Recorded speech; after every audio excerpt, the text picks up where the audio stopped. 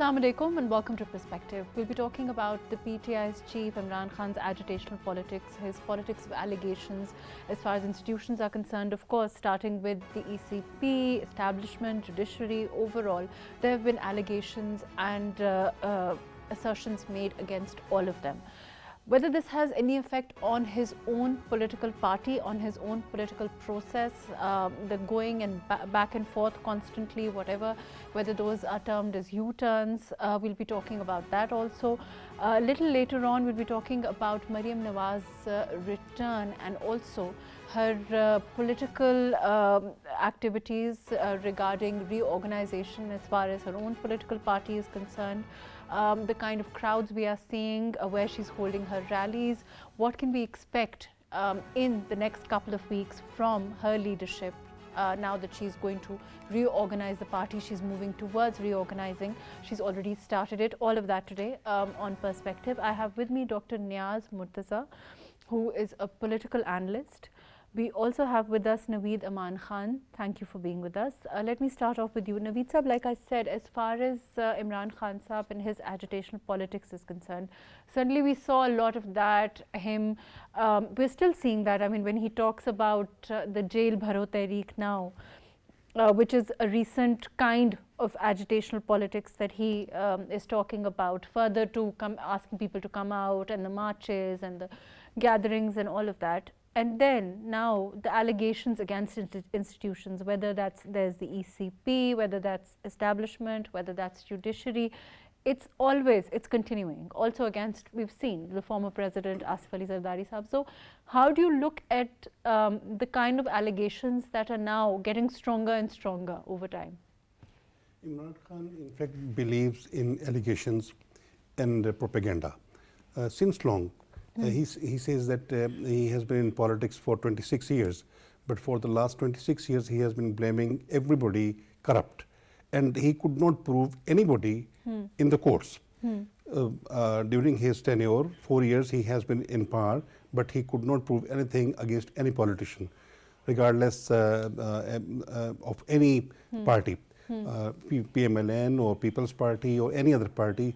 He threw every notable politician in the jail, but he could not prove.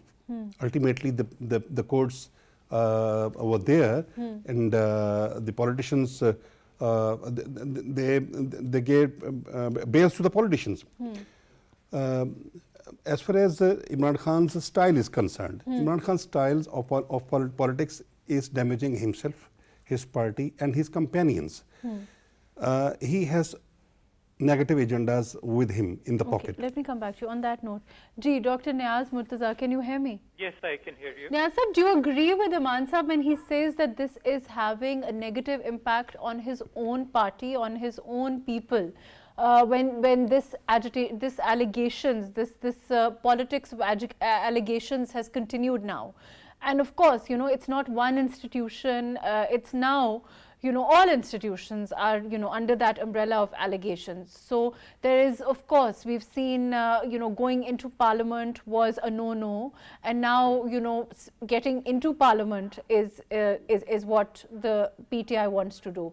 Getting as far as the election commission is concerned, there are allegations, but now they want the by-elections. They want the 90-day period, of course, and then the elections to happen under the same election commission. Whereas, aspirations have been cast on, as far as the EC is concerned. So nothing is being excluded from that barrage of, allegations that come from the PTI chief.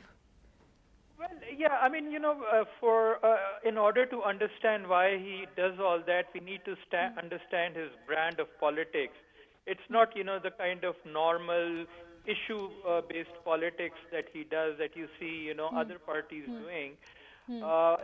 His kind of, politics is what you can call, confrontational, populist, which is not about, specific issues. It's just, overthrowing the whole system, a kind of, armchair revolutionary kind of politics where, he's the sole good person, the hero, and everybody else is a villain, and he's going to beat them up.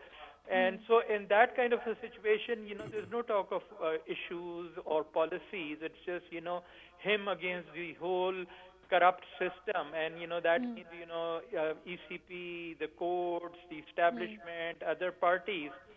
So do you that's think what that narrative, the fact that he's the only one standing against what he terms as, a corrupt system, or a corrupt, as far as institutions are concerned, all a system of these institutions, he believes resonates with his voter. Do you think that still is resonating with his voter, or is it too, it's been done too much? And there's been a lot of back and forth coming, the U-turns from his own earlier assertions. Well, it resonated a lot in 2013 and afterwards, but now after 4 years of him being in the government and, being part of the same kind of system with the same kind of people following the same kind of policies, the elitism and, all the scandals that we had one after another, wheat, sugar. So, it's become thin.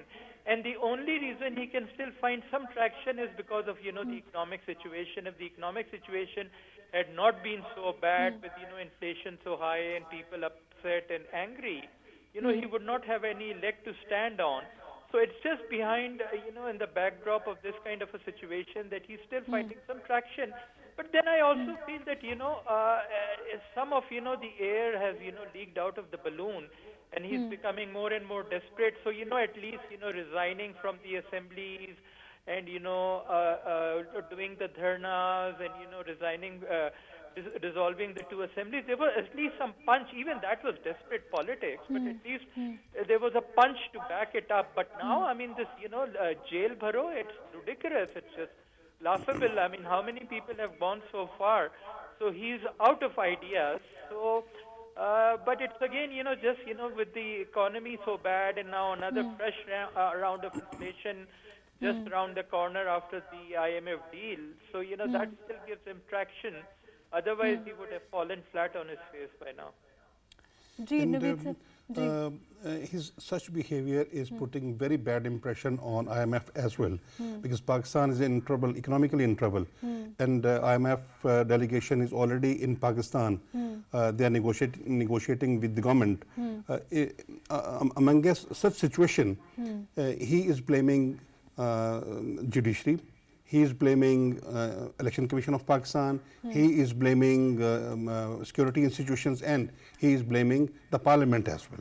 As far as the IMF is concerned, we've also, the fact that now the government is, trying their best to get back into, whatever IMF has the in a comfortable routine of the economic activities. We also, the fact that it's finding it so difficult has a lot to do with the, the fact how things were left by Imran Khan Sahab. If he went back on his whatever he had, the terms that were agreed on earlier with IMF, reneging on them, there's a lot of trust deficit that started from there, and that is what we are seeing. In fact, Imran is maintaining a trust deficit in the country, within the country, or within the financial institutions of the world. And this trust deficit is damaging Pakistan. Pakistan needs to build trust within the country, within the politicians, within the parties, and along with the financial institutions, because Pakistan, they believe and they rely on the government of Pakistan because of the situation prevailing. Naveed sir, overall, as far as national interest is concerned, now that PTI and its members want to go back into the parliament, of course the motives are clear.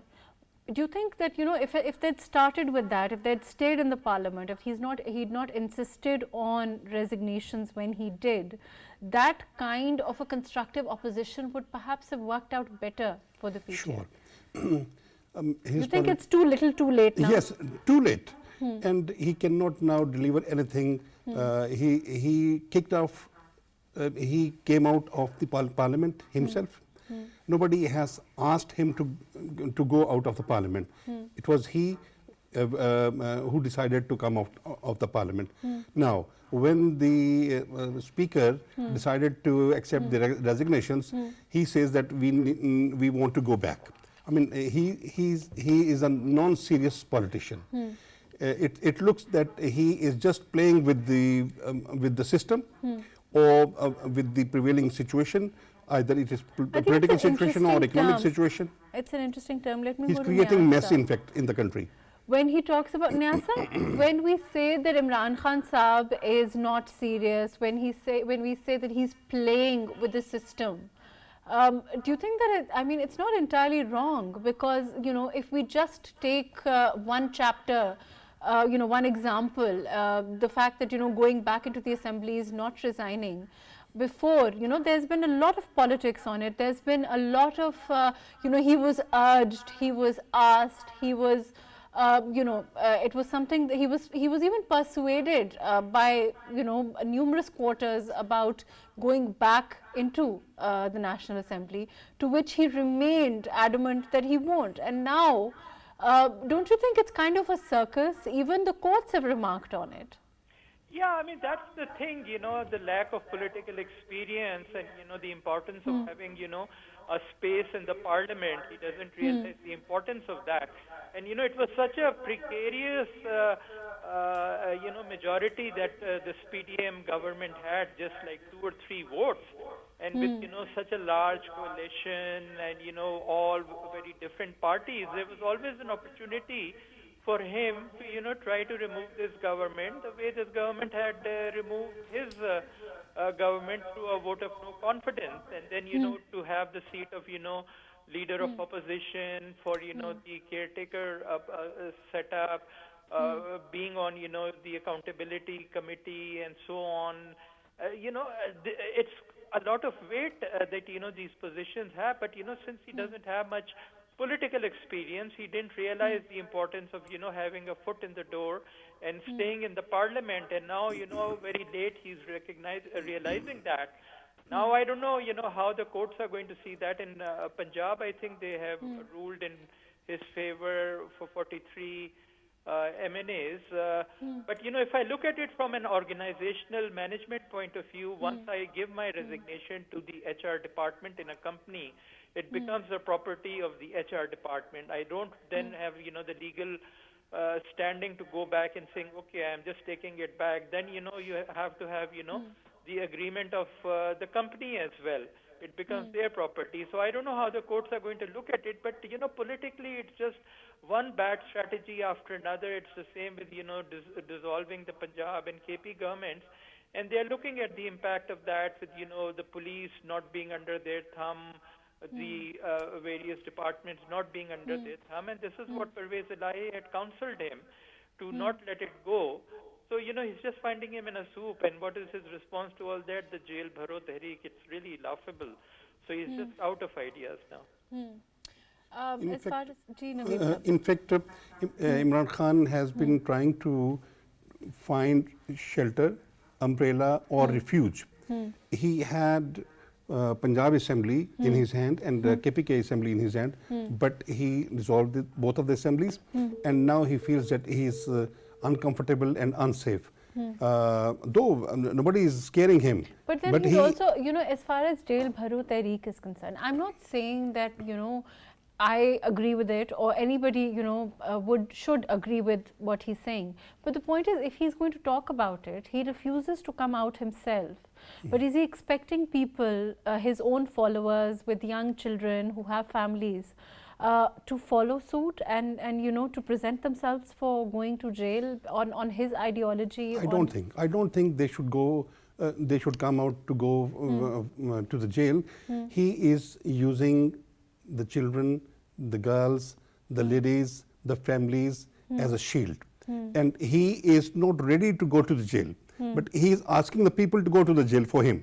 I mean, if you if you want to go to the jail, you need to go first. And then you can ask, you can set this example, and then the people will follow you. What do you think he was expecting when he talks. What is behind this jail bharo tehreek being thrown out, and the fact that it's also a new strategy, so to speak, a new form. This is not a strategy. He just wants to create a mess. He remains very comfortable in a mess. During last 4 years of his rule, he did not perform in the parliament. After being thrown from the parliament, he is not in the position to deliver anything.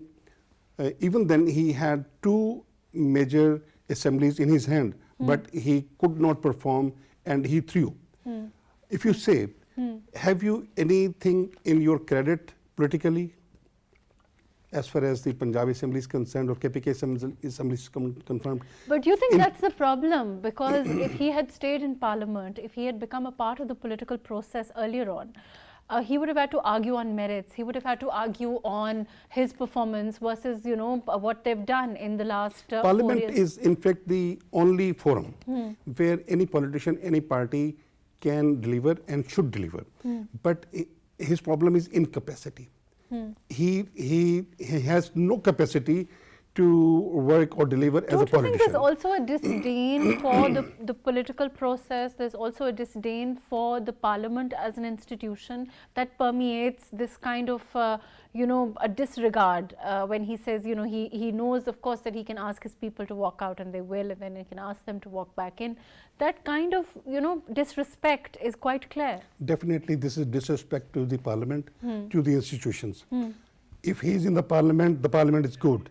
If he is out of the parliament, the same parliament is not good. I mean, this is ridiculous. So, of course, as far as the election commission, it's the same for all institutions.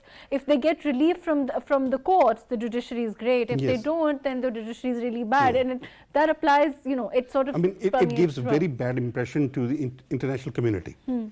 Our security institutions or judiciary or even Election Commission of Pakistan have their own credibility and their own position, very clear to the international community. And he is always to malign all these institutions, including the parliament.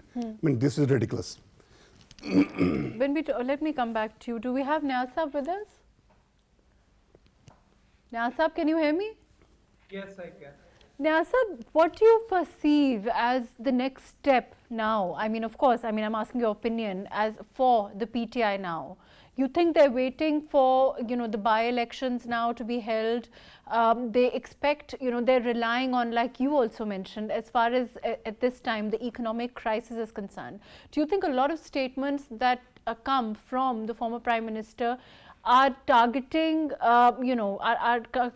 targeting continuing, like I said, instability in the country that then translates into economic instability? Yeah, that's also part of the, strategy to, create as much chaos as possible so that, the economic situation deteriorates, and that will, of course, help him in the elections, if people are fed up because of the economy. So that's certainly part of, the deal. But, in terms of actual strategy, I think, he has more legal and, normal options available to him, like, going to the courts. He's still getting some relief, like, the 43 MNAs whose verdict or ECP verdict was, suspended and so on. So I think that's what he should focus on. In terms of the legal process, pushing for But Niaz, when we talk about the legal process, even himself, he's embroiled in a lot of legal cases at this time. Whether we talk about the foreign funding case, whether we talk about the Tosha Khana, whether we talk about his own case. Yes, so there are at this time numerous challenges for him on the legal front. Yeah. But then, there is also the fact that, in some strange way, even after being out of power, he still seems to get, a quicker relief on the cases that favor him, like, the suspension of 43 MNAs very quickly, whereas his own cases are dragging on, the Tosha Khana, the tyrant, it's just adjournment after adjournment, those are moving very slowly, whereas, the case where he needs relief, the verdicts still come much quicker, and overall I think he's the beneficiary of court and ECP decisions even after April, like, this decision about 63A, the ECP decision to, de-seat the original 25 MPs, even though, the verdict for them had not, the letter for them had not come from, the parliamentary leader, but still got de-seated. So still, he says the courts are against him, ECP is against him. I think most of the big decisions, wrong decisions by ECP and courts have actually favored him. No, but that, like we were earlier talking about, is probably targeted to continue that mantra of him being a lone, adversary, or him being a lone protector of the right against corrupt institutions that he continues to fuel, right, for his followers, for what he deems as his support base. Yeah, and that's what I'm saying. And that picture is far from reality, because he still gets relief.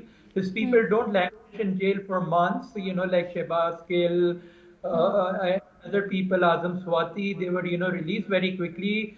As against the months that PML-N and PPP people spent in jail. So he's whipping the wrong picture that he's some sort of a victim, whereas the fact is that even after losing power, still things are not going bad for him as they went for PPP and PDM. Do you think he feels that it puts the institutions on a defensive? Yeah, that's a strategy, put everybody on a defensive, and to some extent that does work in his favor, because he still gets relief from ECP and from the courts. Even the establishment is, a little hesitant. It's not treating him the way it treated PML-N and PPP after they lost power. So maybe it's the fact that he's so aggressive as a fast bowler. He was a fast bowler, aggressive fast bowler, and that's what he does, throw bouncer after bouncer. So, Naveed, when he talks, Maryam Nawaz recently, when she spoke to the press, she talked about the fact that she was in a death cell. She talked about the fact that, the cases against her and many PML-N people, some of them still ongoing. She mentioned victimization. She said that every day there were court hearings, and out of a week, 5-6 days they were in court. But we didn't see that kind of narrative building against a concentrated effort we are seeing now, a targeting as far as institutions are concerned, that we are seeing now. In fact, PML-N has its own political style. They don't believe in blame game. In past, whenever they have been facing court cases and troubles from the government or the institutions, they have been appearing in the courts gracefully, and then whatsoever the decision of the court has been decided, they accepted the court's cases and the decisions with big heart. As far as the former Prime Minister Nawaz Sharif Saab is concerned, we are even now, from his own political party, as far as Tehreek-e-Insaf is concerned, we've had their own people admit to the fact that what happened, his disqualification, was not necessarily the right way to go. It wasn't done in the right manner. It wasn't based on, any concrete facts, the decision that came out. All of those things have now come out. Absolutely. And there is by and large agreement on it. There's also by and large agreement on the fact that you don't resort to those measures when there's a political opponent in question. But those things were also done. Disqualification of Nawaz Sharif on Akama. It was not disqualification on corruption case, because Imran Khan has been propagating that he is corrupt and he is thrown in jail because of corruption. But when the investigations went on, the courts could not find anything, and ultimately I don't think that was a good decision by the courts. They disqualified him on Akama case, and the nation knows everything about that decision. Now I can feel the desperation in Imran Khan. Maryam Nawaz, she has come. The moment she has stepped in Pakistan, Imran Khan is desperate.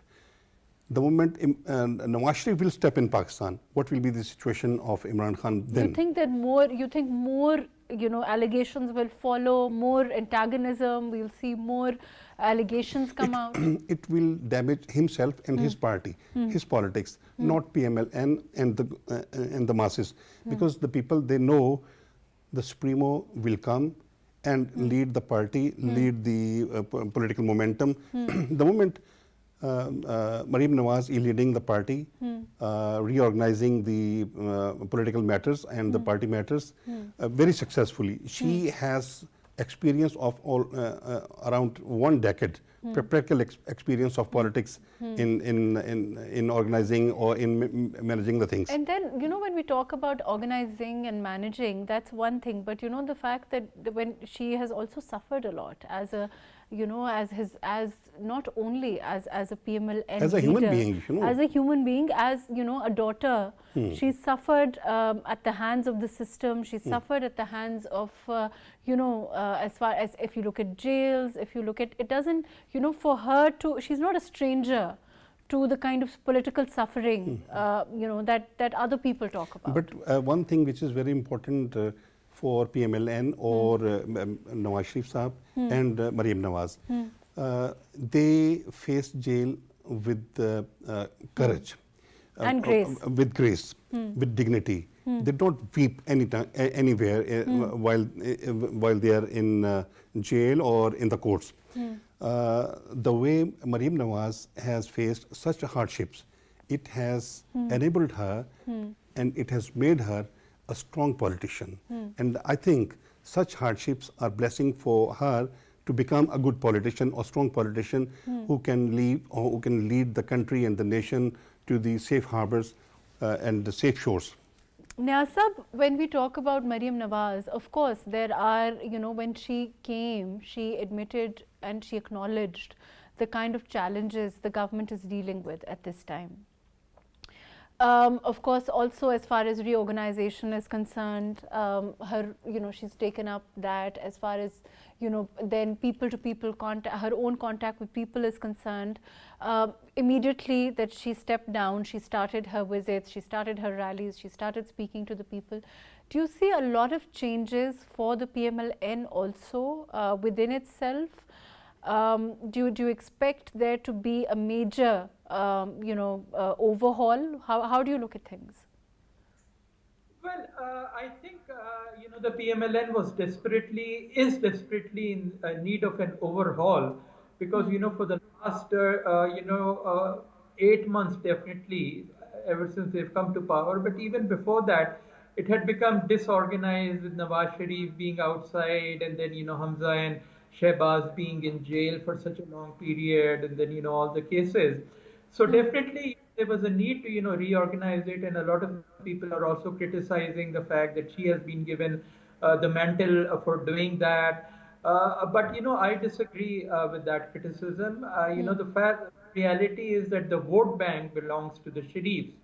And it makes eminent sense that, this reorganization and party leadership should be with the Sharif. Now, government positions is a different matter. On that, I would agree that merit should prevail. But as far as, running the party is concerned, I think merit is actually, with who the vote bank is, which is, the Sharif family. I mean, if people want to hear her speak, if people want her to address them, if they want, her to make the major decisions as far as the party is concerned, then whatever criticism may follow, it's about politics at the end of the day. It's about appeal to the masses at the end of the day, connecting with the masses at the end of the day, which is what should be important to any political party.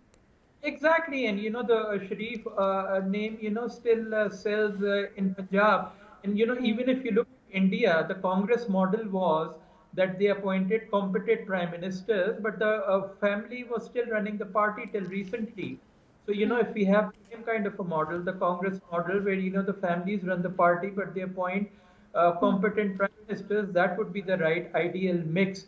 So I think it's for her to take the party forward and, really reorganize it because, if the elections are held in Punjab, within 3 months for the provincial assembly, then there's very little time, and it would be good even if other Sharifs return, like Nawaz Sharif, and even Hamza. He has a role because he knows the nitty gritty at the ground level, and so it requires really a unified attempt by the whole Sharif family to run the party, reorganize it, and revitalize it, because of the economic situation and the strong challenge that PTI's populist politics is posing at the moment. So I think Do you the other. think, I mean, let me come back to you, Naveed sir, it will, of course, as far as the economic challenges are concerned, it's not going to be a short-term, so there's no short-term solution to, as far as Maryam Nawaz is concerned. She even said yesterday, she said we are where we are according to the PML-N because of the way things were left by the last government. There's no doubt about that in their minds when they come out and they try to deal with what the situation is today. Do you think that the voter, the PML-N voter, is cognizant of this? Mahrukh, the PML-N Supremo has given very important responsibilities to Maryam Nawaz for the reorganization of the party and to lead the party and take it in the next elections. He is confident enough. The Supremo is confident enough because before the elections, he has given these responsibilities to her, knowing the capabilities, the potential of. But the performance of the last government. No problem. In fact, the performance of the last government of PTI has been pathetic, and the wreckage of that government is being taken by the PDM government. This was a serious, I think, mistake by the PDM. The time when they. But they're not making. They're not shying away from the fact that someone has to deal with whatever the economic situation is at this time. As far as the economic team of the PML-N is concerned, even the PDM, overall, there is no. There's no getting away from the way things were left by the last government. There is no getting away from the fact that they are here, they are dealing with the crisis. If you look at the finance minister, he comes out and says, it is what it is, but this is what we have to do. Even if we're looking at a mini budget, even if we are looking at whatever increases we have to make, as a nation, there are no two opinions on that at this time. The finance minister and the government, now once they have taken the charge, they will have to complete the task, and they will have to make all those decisions which are important and waiting for the next government or for steering the economy of the country. Let me come back to you, Niaz sahab, what are some of the major challenges you feel that the PDM, the PML-N particularly, will have to deal with? Of course, I mean, economy is certainly a huge task. As far as reorganization is concerned, that is something that Maryam Nawaz has taken on, and she is, already in the midst of it. But overall, apart from economics, what is there, as far as engaging with their voters are concerned, as far as, their social media is concerned, for which, Maryam Nawaz was known. She is expected to take that up again also. All of those areas, of course, the PML-N aims to work towards. What other areas do you think the party, is being steered towards overall? Well, I think the most important thing that a party needs is an overall narrative. Why should people vote for it, and especially in this situation where the economic situation is so bad. And, the party also made some mistakes. And then, besides the economy, there's the electricity situation, there is, the gas shortages, some petrol shortages. So some of those have been, badly handled by the PDM. So they have, first of all, is the narrative. And once you have the narrative in place, then you get the organization in place according to the narrative. So I think they still need a more, fine-tuned message, overall, strategy about, what they are going to, a message they are going to take to the people. And I think that's still work in place. There was talk about, blaming the 5 people from, the last regime and so on. But and of course you have to address the economic situation. Why should people again elect PDM despite the poor economic situation? Both on the political side and economic side, they have to blend both of them and come up with a strong message, and then build organization around that. And I think on the organizational side, Hamza again will be very useful to work along Maryam. So it's both on the overall narrative, and then the nitty gritty at the ground level. And they have to take a crash course, because who knows, elections may have to be held within 2.5. But Niaz, what about the by-elections? What do you think? Do you think that they will be an accurate judge of where things are? Well, for the provincial assemblies, it will not be by-elections, and I don't think the by-elections will be for the national. Now, I don't know what's going to happen, because for the 43 seats, the verdict was suspended. So I don't know if the by-elections are going to go ahead. And if they do go ahead, I don't think PDM should focus so much on them, because that's just for 3 or 4 months. They should focus on the provincial assemblies, because if those are held, then they will be elected for 5 years, and that will impact on the national elections, which will then be held in October. So the provincial elections are far more important than these by-elections for the National Assembly. Naveed, one more thing which is very important as far as the narrative is concerned, Maryam Nawaz should come out with a narrative based on economy, how she will bring the economy to the safe and secure level. But Naveed sir, isn't her narrative what she's saying, that as far as her narrative is what she's repeating. She's saying that it's not us. Things are where we are because of the last government, but we're just trying to course correct. It is true that the things are thrown to this government because of the PTI malpractices and failure of the Imran Khan, failure of Imran Khan. But now what she needs to do, she needs to give hope to the nation. She needs to give a strong narrative based on economy, because economy is the main issue of the country and the nation. So if she gives very strong narrative based on economy, how she will, or the PML-N will take the economy of this country in future or in the next government, this will be the main thing. And I think she and the Supremo, they both of them are working on this narrative. As far as that narrative is concerned, as far as this will be a strong narrative based on economy. The other things are, not as important as the economy is important. So it will ultimately depend on the economic performance, as far as how the people look at the PML-N and their voters. They're certainly expecting a lot as far as the PML-N is concerned. But as far as her leadership is concerned, how do what major changes? Of course, the narrative on economy is one very important. Within the party also, she's expected to make changes. Within the party also, there is, there are reports that she needs to, have them together against any outside influences. All of that also is something, another challenge that she's going to take up. She's taken up already. Out of the party, she is not facing any such challenge. She may face such small challenges within the party, which is very normal.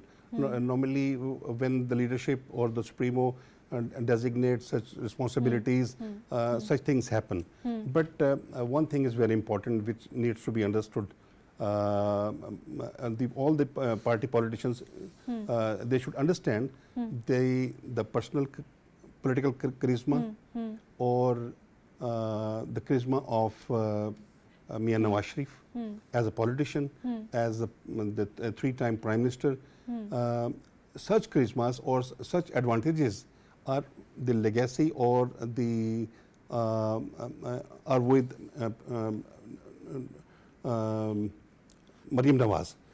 So they need not create such differences with her, or they should stand by her to strengthen her to combat the future crisis. As far as her recent rallies are concerned, Niaz, Bahawalpur, Multan, more recently Abbottabad, overall, the kind of response as far as the people it shows that the voter base, as far as the PML-N is concerned, you know, if as far as drawing crowds is concerned, it's certainly intact. As far as mobilizing the voter is concerned, certainly, you know, like we were earlier talking about, perhaps targeting the younger voter is something that Maryam also aims to concentrate on.